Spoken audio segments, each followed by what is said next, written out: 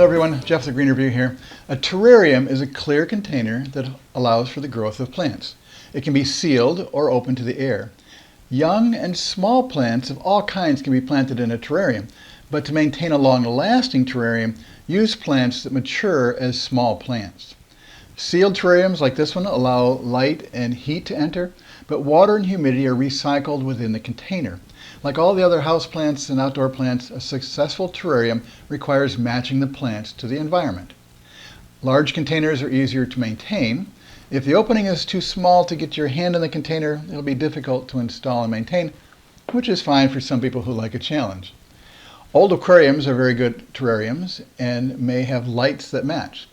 They may even allow for small pumps that can create small waterfalls.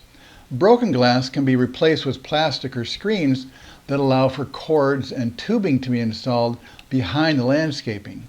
And that way it's all in the background and you don't see it. Small animals like frogs or lizards can live in an aquarium terrarium. The type of plants used will determine the type of soil in the terrarium.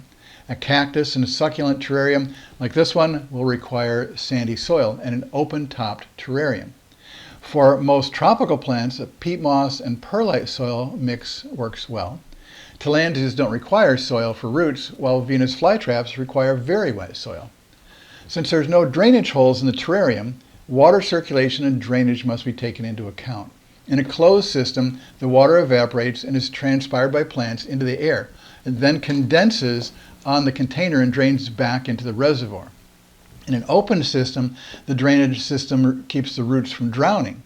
We build the terrarium in layers. The bottom layer is the reservoir layer. There'll be gravel and marbles, possibly, to allow the water to accumulate in the reservoir. The reservoir needs to be deep enough to hold the water necessary to create the humidity and water circulation for the plants being used. A dry soil terrarium will have a smaller reservoir than a wet soil one. We then place a screen to keep the soil particles from clogging the reservoir. The next layer up is a layer of activated charcoal that filters the water going into the reservoir. Place another screen on the charcoal to keep it from getting clogged. Next is the soil mix for the type of plant we're growing. It can be a sandy mix for succulents, a peat moss mix for tropical plants, or an orchid mix for some kinds of orchids. The plants can be planted in their small pots if you think you may want to switch some out sometimes. They can also be taken out of their pots, their soil removed, and then installed directly into the terrarium soil mix. Finally, on top of the soil mix, we can install decorative items including pretty sand, pebbles, crushed glass, rocks, crystals, shells, and assorted knickknacks.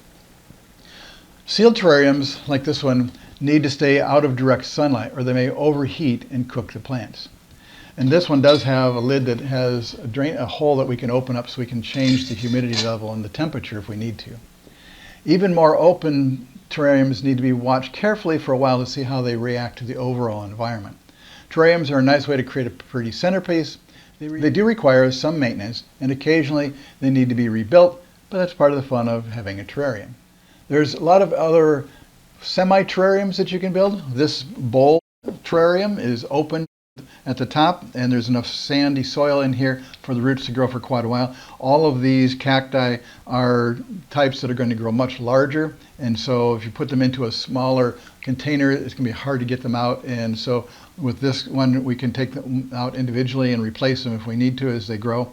And in this one, a sedum mix, we have an open terrarium that has a good sandy soil in here for these sedums to grow. And in this one we have an interesting way of doing it. This fern is actually still in the pot and it just has decorative moss around the sides, so it's just a temporary terrarium just for a centerpiece for just a few days.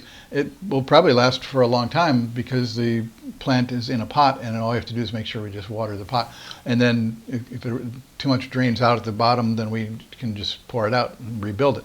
So it's a really quick and easy one. The other ones here have all the layers built in there.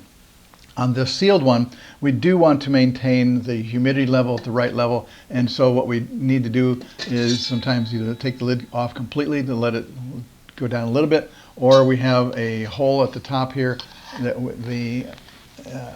go the right direction. There we go. Now it's completely open, and so we can adjust the water and humidity level by changing that. So this was actually, I think, an old cookie jar.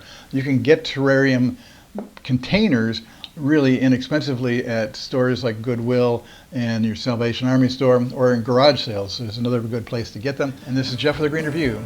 Thanks for watching.